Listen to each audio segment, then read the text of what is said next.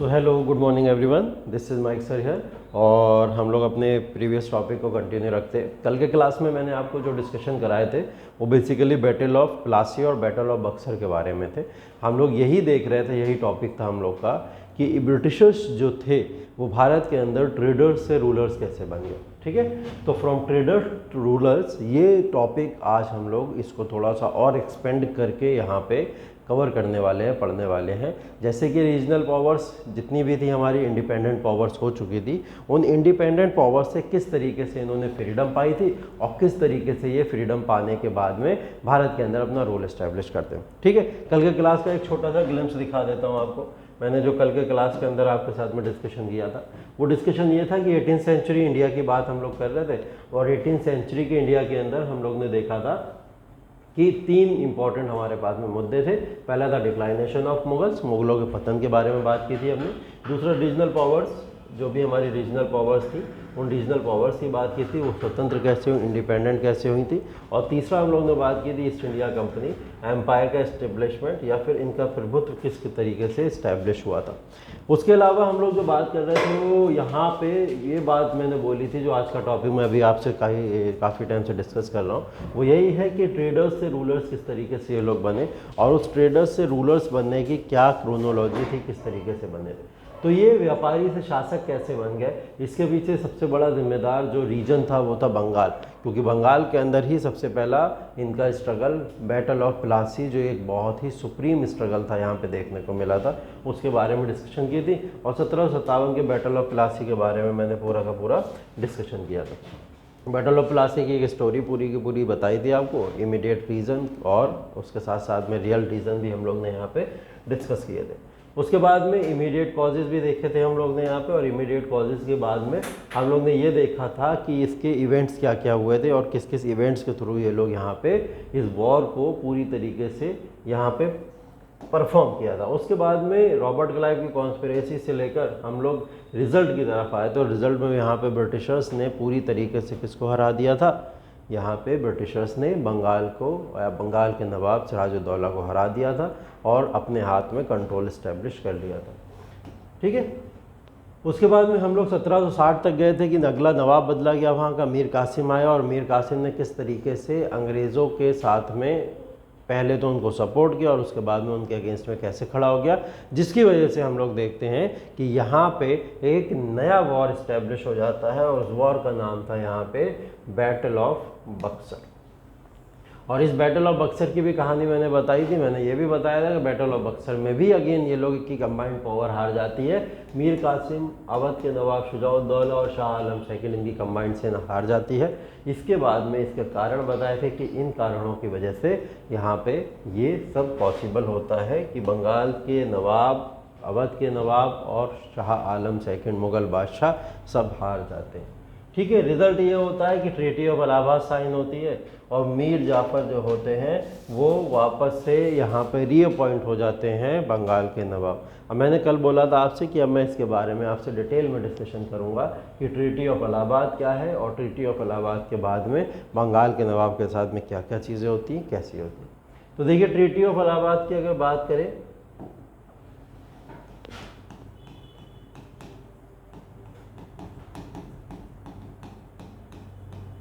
तो treaty of Allahabad मैंने आपको बताया था दो लोगों से अलग अलग हुई। पहली ट्रीटी ऑफ इलाहाबाद थी विद मुगल किंग, और इन मुगल किंग के साथ में जो ट्रीटी हुई थी इलाहाबाद की, उसके अंदर कुछ क्लॉजेस थे, जिसके अंदर पहला क्लॉज ये था, जो मुगल हैं वो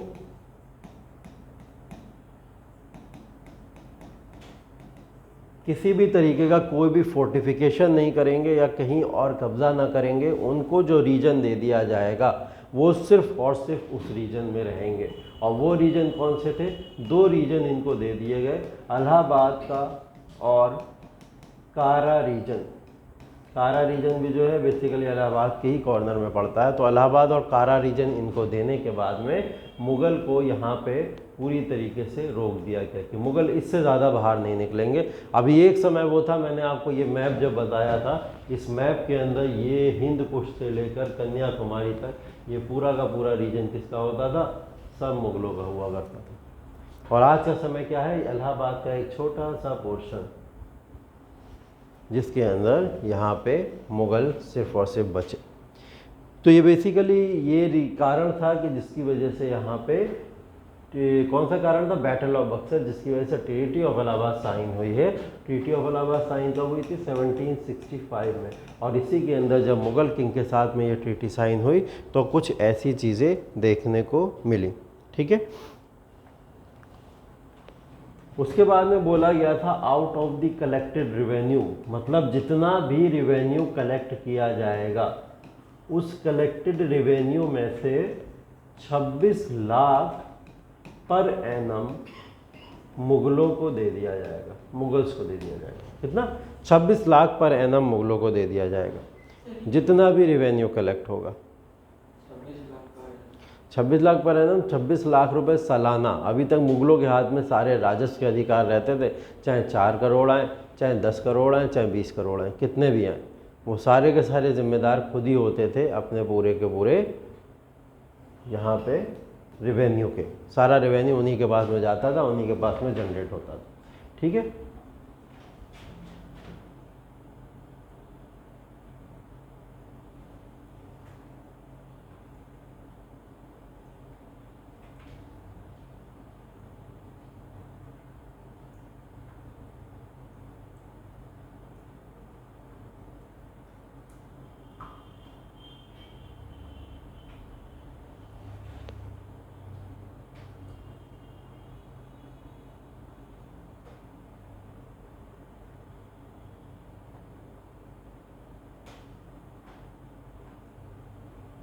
ठीक है, ऑडिबल हो, ठीक। हाँ, तो out of the collected revenue 26 lakh per annum total किसको जाता था, मुग़ल्स को यहाँ पे जाया करता था। ठीक है, अब हुआ क्या कि ये 26 लाख पर एनम की जो बात हो रही है, ये कौन से 26 लाख पर एनम की बात हो रही है, बोला जाता था कि टोटल जितना का जितना आता था पैसा, अब टोटल जो पैसा आता था उसकी मैं बात बता दूं आपको, कितना पैसा टोटल आता था। लगभग यहीं से हम अगर बात करें तो सालाना 4 करोड़ रुपए यहाँ से रेवेन्यू जनरेट होता था, और इसमें से ये लोग मात्र कितना देंगे, 26 लाख रुपए ही सिर्फ और सिर्फ देंगे। ठीक है, मुग़लों को। ठीक, बाकी बकाया का क्या होगा उसके बारे में बात कर लेते हैं। अब ये तो समझ आ गया होगा कि जब मुग़लों के साथ में ये वाली ट्रीटी हुई तो ये क्लॉजेज इनके साथ में साइन हुए। ठीक है, अब इन क्लॉजेज में देखो इलाहाबाद और कारा रीजन पे ही मुग़ल बचे, तो मुग़लों का कंट्रोल ख़त्म कर दिया, सिर्फ एक रीजन दे के उनको, इवन उनके ऊपर से उनके साथ में राजस्व का भी कंट्रोल उनके हाथ से छीन लिया गया, राजस्व का भी कंट्रोल उनके हाथ से ले लिया गया, और मुग़लों को एक ही जगह स्टे कर दिया गया, बोले इससे ज़्यादा आगे नहीं बढ़ोगे। ठीक, तो मुग़लों का तो पूरी तरीके से यहाँ पे ख़त्म। उसके बाद में बात करें अगर हम लोग, तो ये आती है ट्रीटी ऑफ इलाहाबाद, और ये किसके साथ में आएगी, विद अवध। ठीक है, अब अवध के साथ में जब ये ट्रीटी आई तो इस ट्रीटी के तमाम क्लॉज कुछ इस प्रकार थे। ठीक है, अब क्या क्लॉजेस थे, पहली बात तो ये बोला गया कि वही जो 26 लाख रुपए पर एनम 4 करोड़ में से मुग़लों को दिए गए थे, उसी में से 53 लाख पर एनम किसको दिए जाएंगे, अवध को दिए जाएंगे। अवध को कितना मिलेगा इसमें से, 53 लाख पर एनम। अब 53 लाख पर एनम और 26 लाख पर एनम को अगर आप जोड़ोगे तो कितना आएगा, 79 लाख पर एनम। बकाया 400 करोड़ में से सारा का सारा किसको जा रहा है, अंग्रेज़ों को। 321 करोड़ तकरीबन किसको मिलने लगा, अंग्रेज़ों को। अब जिसको 321 करोड़ लगातार मिलने लगे तो वो आगे चल के मजबूत होगा कि नहीं होगा, होगा। और यही कारण था जिसकी वजह से धीरे धीरे करके अंग्रेज़ यहाँ पे क्या हुए, मजबूत होते चले गए। ठीक है, उसके बाद क्या हुआ,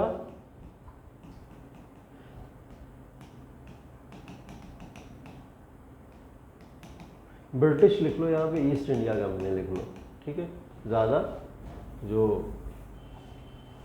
अच्छा है वो East India Company. East India Company will appoint a Britisher officer in Awadh. Awadh के अंदर ईस्ट इंडिया कंपनी अपना एक ब्रिटिशर ऑफिसर अपॉइंट करेगी। क्यों करेगी? कोई कारण? कारण ये है कि अब नज़र रखी जा सकती है कि अवध के अंदर हो क्या रहा है, अवध के अंदर क्या चल रहा है, अवध के अंदर कैसी कैसी चीज़ें हो रही हैं, अवध के रेवेन्यू के ऊपर नज़र रखी जा सकती है, अवध की पॉलिटिकल सिचुएशन के ऊपर नज़र रखी जा सकती है। ठीक है, तो अवध की राजनीति को समझने के लिए, वहाँ के राजस्व कंडीशन को समझने के लिए, इकोनॉमिक कंडीशन देखने के लिए इन्होंने क्या करा, अपना एक ऑफिसर वहाँ पे अपॉइंट कर दिया। ठीक है, अपना एक ऑफिसर वहाँ पे अपॉइंट कर दिया। ऑफिसर को मतलब आप मान लो ब्रिटिश रेजिडेंट की तरह था वो, और उसको वहाँ पे अपॉइंट कर दिया गया। ठीक है, ऑनलाइन कुछ इशू हो रहे हैं।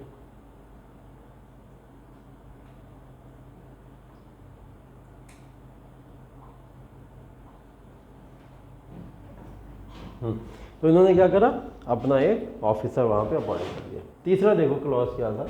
हाँ, तीसरा क्लॉज ये था कि जमींदारी जो थी,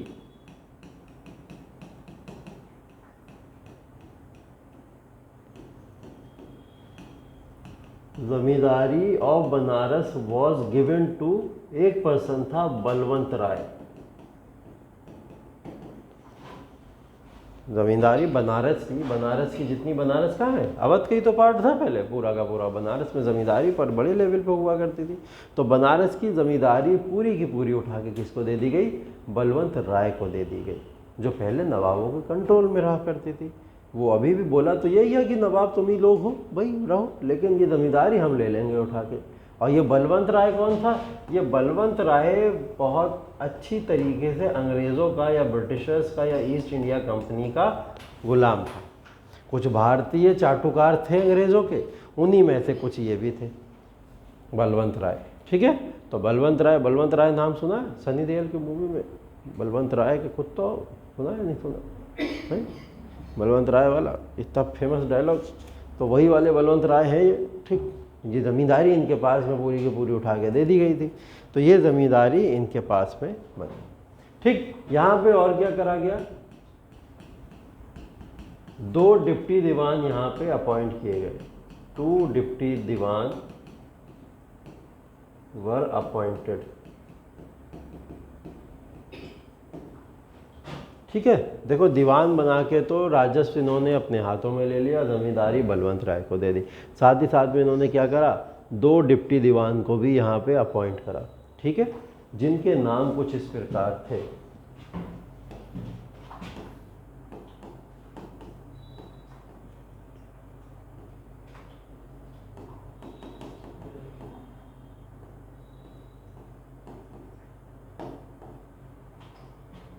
एक का नाम है रजा शिताब राय। ठीक है, एक का नाम है रजा शिताब राय और एक का नाम है रजा खान। ठीक, ये 2 डिप्टी दीवान हैं जिनको अपॉइंट करा गया था ये अंग्रेज़ों के द्वारा। अब डिप्टी दीवान को जब अपॉइंट किया जाता है तो उसके पीछे कारण क्या था, इस कारण को अभी मैं बताऊंगा आपको। ठीक है, 2 डिप्टी दीवान को यहाँ पे अपॉइंट करा गया, जो वर्क बेसिकली किसके लिए करेंगे, अंग्रेज़ों के लिए तो करेंगे, ब्रिटिशर्स के लिए करेंगे। ठीक है, इनको जो है बिहार में अपॉइंट किया गया था और इनको बंगाल में अपॉइंट किया गया। ठीक है, तो देखो अंग्रेज़ किस तरीके से अपने सारे के सारे तरफ अपने सेवकों को या अपने गुलामों को या अपने जो वफादार थे उन सबको उठा उठा के सही पोजीशंस पे अपॉइंट करते चले जा रहे थे। ये ब्रिटिशर्स यहाँ पे कर रहे थे। ठीक है, तो रजा शिताब राय या फिर रजा खान, ये दोनों जो थे यहाँ पे डिप्टी दीवान की तरह अपॉइंट कर दिए गए। अब यहाँ हुआ क्या देखो, बेसिकली 1765 की इस ट्रीटी के बाद में थोड़ा सा आगे चलते हैं। अब ये हो गई ट्रीटी, विद अवध भी हो गई और विद मुगल भी हो गई। बंगाल के साथ में क्या हुआ पता ही आपको, वहाँ के नवाब को हटा के किसको इस्टेब्लिश कर दिया गया, वापस से मीर जाफ़र को। मीर कासिम तो था, मीर कासिम को हराया गया और मीर कासिम को हराने के बाद में वापस किसको अपॉइंट कर दिया गया, मीर जाफ़र को अपॉइंट कर दिया गया। 1765 की कहानी की बात करें अगर हम लोग, तो यही 1765 के अंदर भारत के अंदर डुअल गवर्नमेंट को लॉन्च कर दिया गया था और ये लॉन्च हुई थी बंगाल के अंदर। ठीक है, हमें पता चल गया अवध के साथ क्या हुआ, ट्रीटी इलाहाबाद साइन हो गई। मुगलों के साथ क्या हुआ, ट्रीटी ऑफ इलाहाबाद साइन हो गई। बंगाल के साथ क्या हुआ, एक तो वापस से मीर जाफर को अपॉइंट कर दिया गया और एक क्या कर दिया गया, डुअल गवर्नमेंट को यहाँ पे ले आए ये लोग। कहाँ पे लेके आए, बंगाल के अंदर। अब डुअल गवर्नमेंट जब बंगाल के अंदर आई तो देखो हुआ क्या।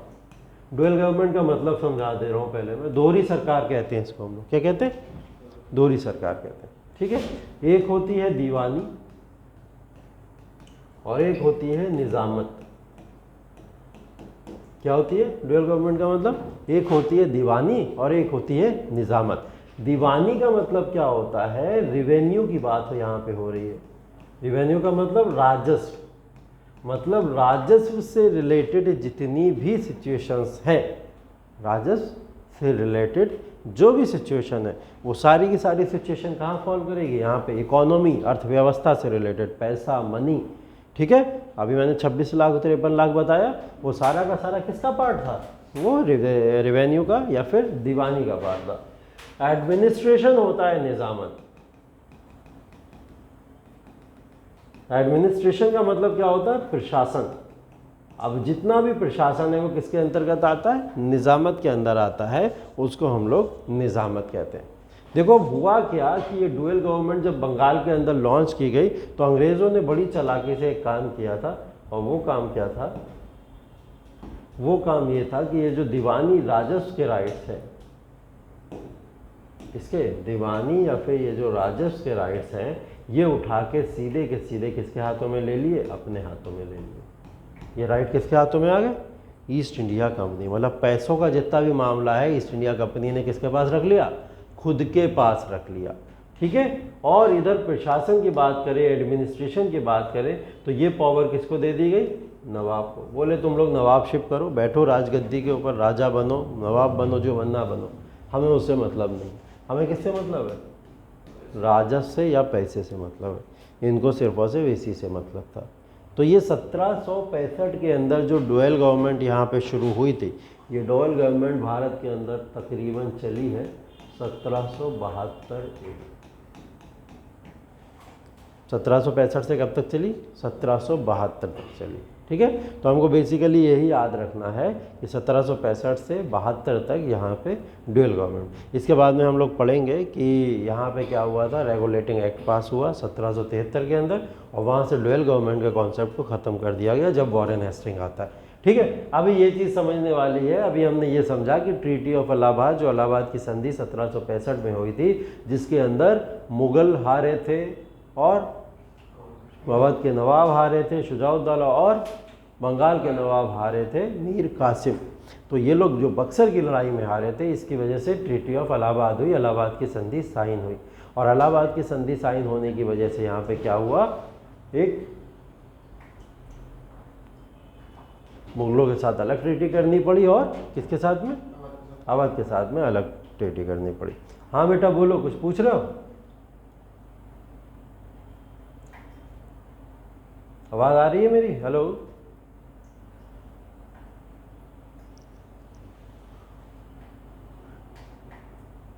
चलो पूछना हो तो मैसेज डाल देना अगर कोई प्रॉब्लम हो।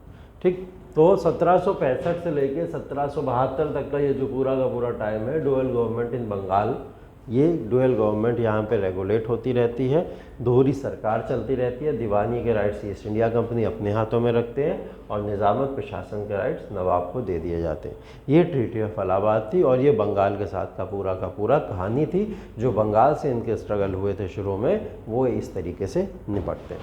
ठीक है, अब थोड़ी सी और कहानी भी मैं आपको ले चलता हूँ। अब एक कहानी पर और मैं आपको लेके चलता हूँ थोड़ा सा।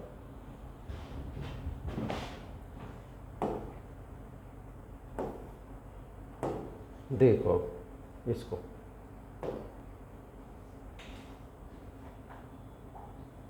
यही बात कर रहे थे हमने, टॉपिक तो यहीं से शुरू किया था, फ्रॉम ट्रेडर्स टू रूलर्स, यहीं से शुरू किया था।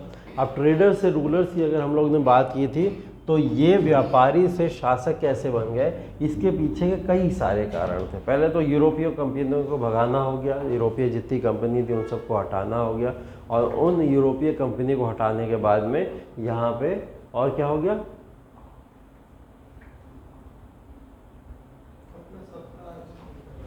भारतीय जितनी भी रीजनल पावर्स थी उन रीजनल पावर्स को भी हटाना हो गया। चलो बात करते हैं एक एक करके, इन सब की देख लेते हैं। ट्रेडर्स टू रूलर्स, ये सब चीज़ें मैं आपको पढ़ा ही चुका हूँ, ठीक है। भारत के अंदर आने के मकसद अक्सर स्टेट्स और यूनियन टेरिटरीज, भारत का ये पूरा का आज का प्रेजेंट टाइम का मैप है, लेकिन उस समय में कुछ अलग हुआ करता, ठीक। ये सब इस रीजन की वजह से, ये कारण था जिसकी वजह से ब्रिटिशर्स या यूरोपीय भारत के अंदर एंट्री किए थे, यही तो कारण था, ठीक। ये कहाँ से आए, कैसे आए, इस सब की पूरी कहानी है, ये सब मैं बता चुका हूँ आपको। पुर्तगाल, स्पेन, वास्को डी गामा, ये सब कहानी पढ़ी है ना, ये सब तो बहुत अच्छे से सब पढ़ चुके हैं, ठीक है। मुगलों के बारे में पढ़ चुके हैं। पुर्तगीज़ आए और अंग्रेज़ों से भिड़े, इसकी पूरी कहानी बता चुका हूँ, और किस तरीके से इनको साइड कर दिया। डच आए, डच अंग्रेज़ों से भिड़े, किस तरीके से भिड़े, इनको कैसे साइड कर दिया, और ब्रिटिशर्स किस तरीके से सबको हराते हुए भारत के अंदर इस्टेब्लिश रह गए, इस कहानी को भी हम लोग ने पूरी तरीके से पढ़ा, ठीक है। ऐसे फ्रेंच आए थे, फ्रेंच भी किस तरीके से भारत के अंदर इस्टेब्लिश हुए, इसको पढ़ा। कहानी थोड़ी सी यहाँ पे आती है,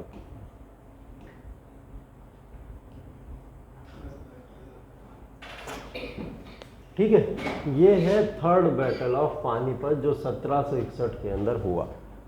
थर्ड बैटल ऑफ पानीपत कब हुआ, 1761 के अंदर भारत के अंदर हुआ था।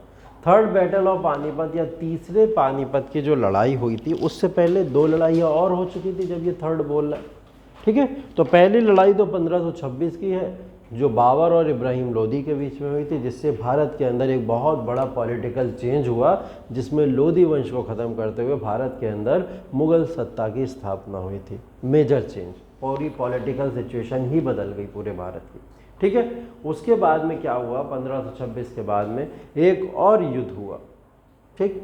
1526 के बाद में एक और युद्ध हुआ जो अकबर और हेमू के बीच में हुआ था, ठीक है। अकबर और हेमू, मतलब हेमू भारत के ऊपर लगभग पूरा कब्जा करने को तैयार था, मुग़ल सत्ता जा रही थी, लेकिन उस मुग़ल सत्ता को अकबर ने उस समय में बहुत ही कम उम्र में बचाया। 12-13 साल की उम्र थी अकबर की, ठीक है। बैरम खान की सपोर्ट से उसने उस पूरे के पूरे वॉर को जीत के, वो सेकंड बैटल ऑफ पानीपत था, ठीक है। सेकंड बैटल ऑफ पानीपत, समय है 1556 का, ठीक। तो 1526 और 1556 ये समय काल अगर हम लोग देखें, ये दो बैटल पानीपत के हो चुके हैं। तीसरा बैटल ऑफ पानीपत कब हो रहा है, 1761 के अंदर हो रहा है। 1761 के अंदर तीसरा बैटल ऑफ पानीपत हो रहा है। अब ये बैटल ऑफ पानीपत भी वही है, ये भी निर्णायक, पूरी तरीके से निर्णायक युद्ध है। निर्णायक इसलिए बोल रहा हूँ मैं इसको, क्योंकि इसने क्या करा था, अगेन फिर भारत की परिस्थितियों को पूरी तरीके से एक रूल के हाथों में हैंड ओवर कर दिया, ठीक। मैं आपको बता रहा था कि जब मुग़ल कमज़ोर हो रहे थे भारत के अंदर, जब मुग़ल्स भारत के अंदर वीक हो रहे थे, मतलब मुग़ल का डिक्लाइनेशन हो रहा था, तो भारत के अंदर एकमात्र शक्ति ऐसी थी जो भारत के अंदर रूल कर सकती थी। वो कौन थे, मराठास। सिर्फ और सिर्फ मराठास ही ऐसे थे जो भारत के अंदर रूल कर सकते थे, और कोई ऐसी शक्ति नहीं थी जो भारत के अंदर रूल अपना इस्टेब्लिश कर पाती, यही कर सकते थे। अगर मराठास वीक ना होते या डिस्ट्रीब्यूटेड ना होते तो मराठा ही अगली शक्ति भारत पे होती, ठीक है। ये बात बहुत क्लियर कर। हुआ क्या, मराठास ने अपनी पावर को और ज़्यादा सर्वोच्च करने के लिए, सत्ता को और हैवी और स्थापित करने के लिए इन्होंने क्या करा, भारत के विभिन्न विभिन्न राज्यों में जाके या विभिन्न विभिन्न स्टेट या रीजन्स में जाके इन्होंने अपनी सत्ता को यहाँ पे प्रभावी रूप से दिखाने के लिए वहाँ के शासकों को या फिर वहाँ के रूलर्स को या तो संधि अपने साथ कराना शुरू कर दी, या फिर जो संधि नहीं करता था उसको वहाँ से भगाना शुरू कर दिया, ठीक है। इसका एक एग्जाम्पल है कश्मीर।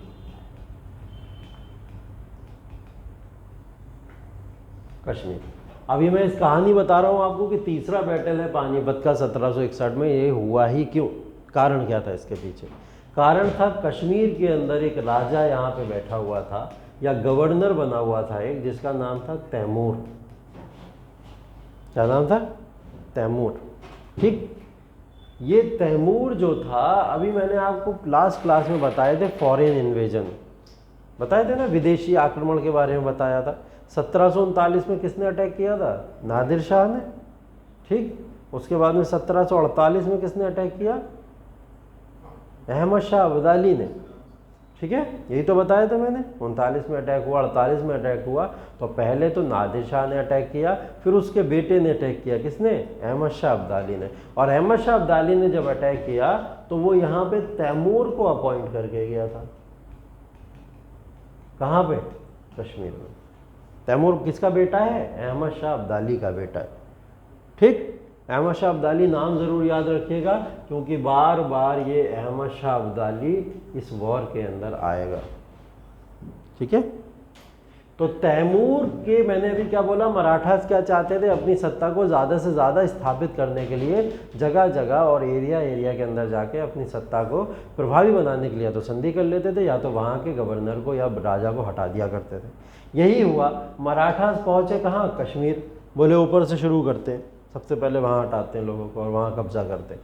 तो ये कब्जा करने पहुँच गए कश्मीर के ऊपर, और कश्मीर के ऊपर कब्जा करने पहुँचे तो वहाँ तैमूर बैठा हुआ था गवर्नर। अब तैमूर पे इसने अटैक कर दिया मराठास ने, और तैमूर यहाँ से रोता हुआ भागा बुरी तरीके से। मराठास ने मुझे यहाँ से भगा दिया। छोटे बच्चे नहीं रोने लगते हैं जैसे हैं, किसी से कोई चीज़ छीन लेता है, तो इससे जब कश्मीर छीना तो ये रोता हुआ भागा।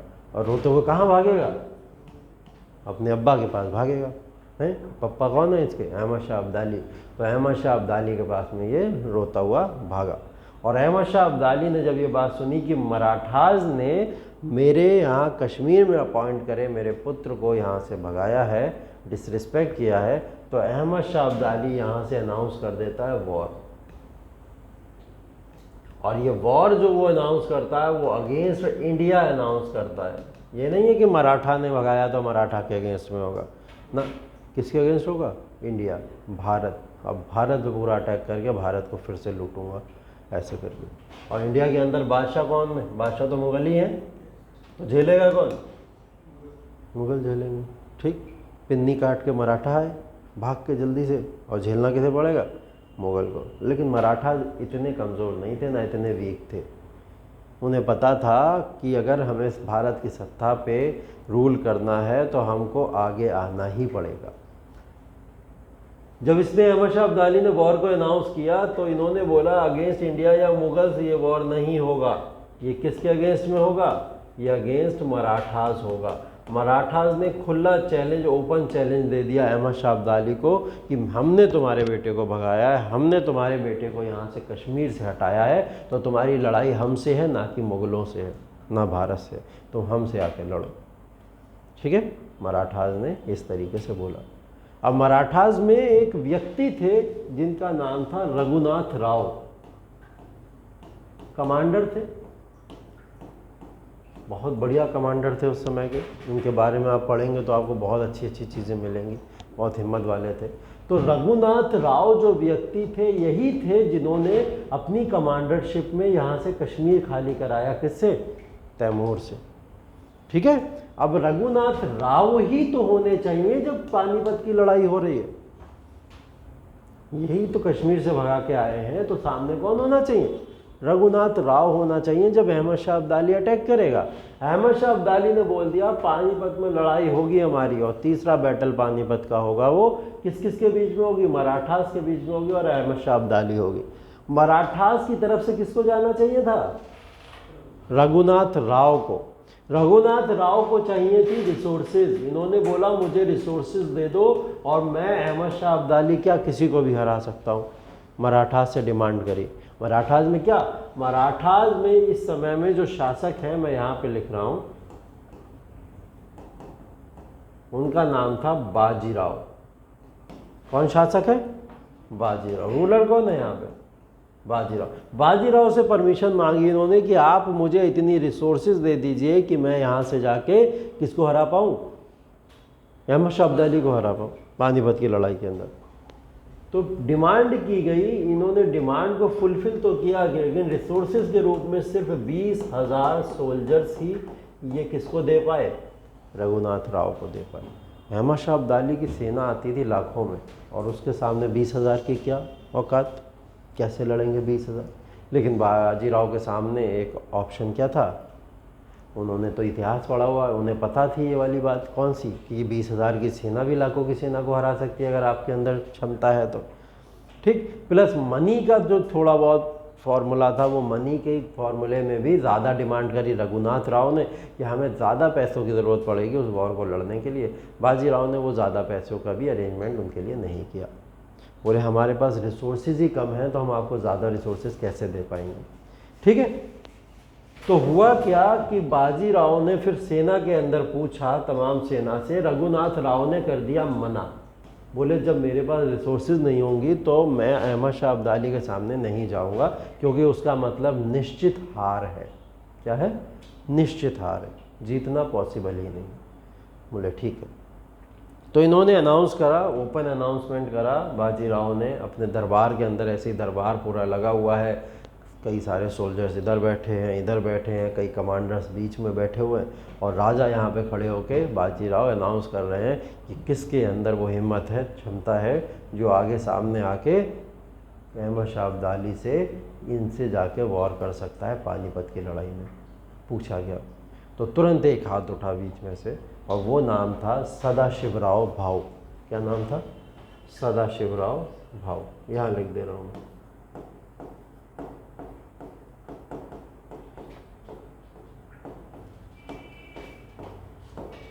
क्या नाम है? सदाशिवराव भाऊ। सदाशिवराव भाऊ वो व्यक्ति हैं जो व्यक्ति अहमद शाह अब्दाली के अगेंस्ट में मराठास की तरफ से उतरे थे। तो ये लड़ाई बेसिकली अब थर्ड बैटल ऑफ पानीपत किस किस के बीच में हुआ, कहानी तो समझ आ गई पुरानी, क्या क्या हुआ, सारी चीज़ें हुई। ठीक है, पहले जाने वाले कौन थे? रघुनाथ राव, क्योंकि यही छेड़ के आए थे, कश्मीर का मुद्दा यही लेके उठे थे और कश्मीर में खाली इन्होंने ही कराया तो जाना इन्हीं को चाहिए। कुशल भी यही थे, हरा सकते थे ये आराम से, लेकिन इनके पास रिसोर्सेज की कमी थी तो इन्होंने मना कर दिया। तो आया कौन? आए सदाशिवराव भाऊ आए और उन्होंने ये अपने ऊपर, अपने कंधों पे ये पूरा जिम्मा लिया कि मैं लड़ूंगा। और 1761 में अहमद शाह अब्दाली से लड़ाई हुई और सदाशिवराव भाऊ यहाँ पे मारे जाते हैं इस वॉर के अंदर। ठीक है, वॉर के अंदर मारे जाते हैं। अहमद शाह अब्दाली की सेना काफ़ी मजबूत थी और उसने यहाँ पे आसानी से मराठास को हरा दिया 1761 में। सदाशिवराव भाऊ यहाँ पे लड़ते लड़ते लड़ते लड़ते कहते हैं वीर गति को प्राप्त हो गए पूरी तरीके से और बहुत कोशिश करी इन्होंने। इनकी आर्मी ने भी लास्ट टाइम तक ना पीछे हटे ना हारे, लड़ते रहे, लेकिन फाइनल रिजल्ट क्या हुआ? मराठा फेल हो गए। मराठा फेल हो गए। अब मराठास जैसे ही फेल हुए, यहाँ पे जो रूलर हैं बाजीराव ये सदमा बर्दाश्त नहीं कर पाए। बाजीराव ये सदमा बर्दाश्त नहीं कर पाए, डिप्रेशन में चले गए और विद इन अ ईयर इनकी भी डेथ हो गई। बाजीराव शासक भी गए, कमांडर भी गए। अब जो मराठा सत्ता थी वो विकटित हो गई, धीरे धीरे धीरे धीरे क्या हुआ? बट गई। ये सबसे मेजर पॉइंट था तीसरा बैटल पानीपत, जिसने ये तो डिसाइड नहीं किया कि भारत के ऊपर रूल कौन करेगा, लेकिन ये ज़रूर डिसाइड कर दिया था कि भारत पे रूल कौन नहीं करेगा। ठीक है, इस बैटल से ये तो बोल दिया गया कि भारत के ऊपर रूल कौन नहीं करेगा, ये पता चल गया, लेकिन अभी भी ये नहीं पता चला रूल कौन करे। तो मराठा जो सबसे सुप्रीम थे मुगलों के बाद में यहाँ रूल कर सकते थे, उनकी भी कमर यहाँ टूट गई। अब मराठास भी यहाँ रूल नहीं कर पाएंगे और मुगल्स तो इस काबिल है नहीं रूल कर पाएंगे। क्या भारत में कोई और सत्ता है इतनी मजबूत जो निकले और रूल कर ले? नहीं दिख रही है ना कोई भी। इसका फ़ायदा किसने उठा लिया? English East India Company. Ahmad Shah Abdali तो ये सब कर आके वापस अफगान लौट गया। उसे क्या मतलब था कि भारत में ये हो रहा है वो हो रहा है, तमाम चीज़ों कोई मतलब नहीं। तो वो कहाँ लौट गया? वापस अफगान लौट गया। ठीक है, इसकी वजह से ईस्ट इंडिया कंपनी को मदद मिल गई और 1761 से, अभी मैंने आपको पढ़ाया जस्ट थोड़ा सा पहले, 1764 बैटल ऑफ बक्सर पढ़ाया ना, और बैटल ऑफ बक्सर में इन्होंने इसका मौका का फ़ायदा उठा के भारतीय लोगों को हरा दिया और ट्रीटी और संधि साइन कर ली। किसके साथ में? इन लोगों के साथ में, और यहाँ पे अपना रोल इस्टेब्लिश कर दिया। समझे इस बात को? तो भारत के लिए सबसे निर्णायक यही समय था जो 1757 से 64 के बीच का गुजरा। इसके अंदर मेजर 3 लड़ाइयाँ मैंने आपको बता दी। बक्सर बता दिया, उससे पहले पानीपत देख लिया और उससे पहले प्लासी देख लिया। और इन्हीं 3 लड़ाइयों ने, इन्हीं 3 बैटल्स ने पूरे के पूरे भारत की सत्ता को हिला के रख दिया। ठीक है, यही मेन कारण था और इसी के कारण ये पूरी की पूरी सत्ता यहाँ से हिल गई। ठीक, अब इस चीज़ को याद रखिएगा, मैंने आपको बैटल ऑफ पानीपत बता दिया है, बैटल ऑफ पानीपत के बारे में आप लोग याद रखिएगा। ठीक है, ये एडमिनिस्ट्रेशन है मराठास का। जब हम लोग मराठास को पढ़ेंगे तो देखेंगे उनके बारे में कुछ चीज़ें और मुझे आपको बतानी है, मैं वो भी आपको बता देता हूँ अभी यहाँ पे।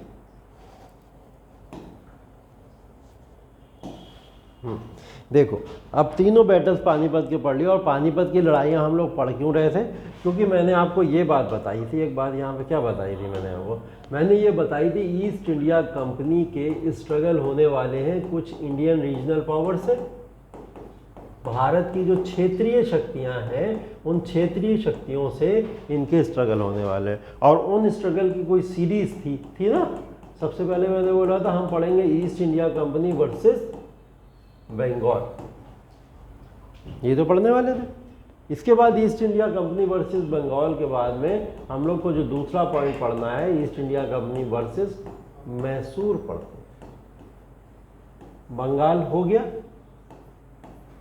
बक्सर प्लासी इसी में तो पढ़ा हम लोगों ने, हो गया। उसके बाद में हमको एक और पढ़ना है, यह है east India Company versus Marathas. इसके बाद एक और पढ़ना है और वो है east India Company versus Punjab. ये 4 लोगों की क्रोनोलॉजी हम लोगों को बेसिकली पढ़नी है और इन 4 लोगों की क्रोनोलॉजी को ही हम लोग को ध्यान में रखते हुए पढ़ना था। तो हमने इसमें से ये टॉपिक तो अपना फिनिश कर लिया, East India Company versus Bengal, Buxar भी पढ़ लिया, प्लासी पढ़ लिया। अब अगला टॉपिक क्या है हम लोग का, east India Company versus Mysore. फिर पढ़ेंगे ईस्ट इंडिया कंपनी मराठा और पंजाब के साथ में, और इसी से सब तय हो जाएगा। देखो, बंगाल से ही डिसीजन हो चुका है, डिसाइड हो चुका है कि भारत के ऊपर रूल कौन कर रहा है। हो गया ना 64 में डिसाइड, रूल कौन कर रहा है, ब्रिटिशर्स कर रहे हैं भारत के अंदर को। अब डिसाइड होना ये बाकी है कि और मजबूत ये लोग रूल अपना कैसे करते चले जाएंगे। इसी मजबूत रूल करने के लिए इन्होंने क्या करा है यहाँ पे ये जो मराठास हैं, पंजाब है, मैसूर है, इन शक्तियों को भी डिक्लाइन कर दिया, खत्म कर दिया। अभी ये जो मराठास दिख रहे हैं आपको, मैंने बोला ना 1761 में मराठास की कमर की हड्डी तोड़ के चला गया था अहमद शाह अब्दाली, लेकिन मराठास फिर भी रूल करते रहे। 5 सेक्ट में डिवाइड होकर ये लोग रूल करते रहे। अभी मराठास हैं, इन मराठास को पूरी तरीके से समाप्त करने वाले अंग्रेज़ी हैं। ठीक है, अंग्रेज़ों ने ही यहाँ पे समाप्त किया था।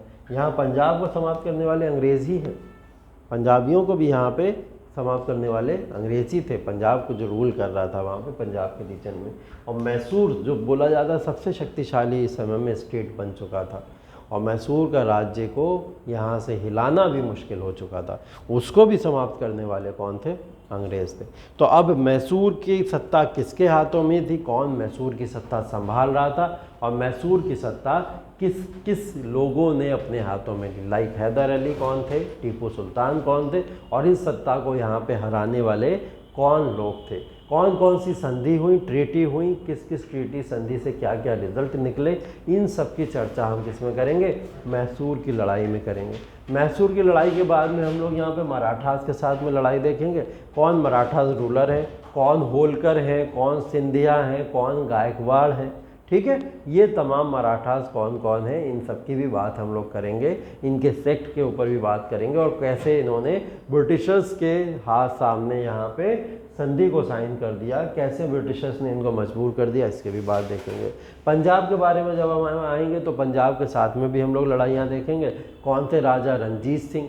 ठीक है, राजा रणजीत सिंह के बारे में पढ़ेंगे। उसके बाद देखेंगे कैसे राजा रणजीत सिंह की ट्रीटी हैं, कौन कौन सी ट्रीटी हैं, अमृतसर क्या है, लाहौर की ट्रीटी क्या है, उसके बारे में भी चर्चा करेंगे। तो इसके साथ में आपका क्या ख़त्म हो जाएगा, ये पंजाब का भी वॉर जो लड़ाइयाँ हैं पंजाब के साथ में, ये भी यहाँ पे फिनिश हो जाएंगी। ठीक है, तो इनकी चर्चा है, क्योंकि ये एक लॉन्ग टॉपिक है, लेंथी टॉपिक है, तो एक एक करके हम लोग सब इसके बारे में चर्चा करते चलेंगे। ठीक है, आज की क्लास को यहीं तक रखते हैं, और आज के क्लास के बाद में जो भी डिस्कशन होगा उसको कल हम लोग करेंगे। ठीक है, thank you so much, have a wonderful day, thank you.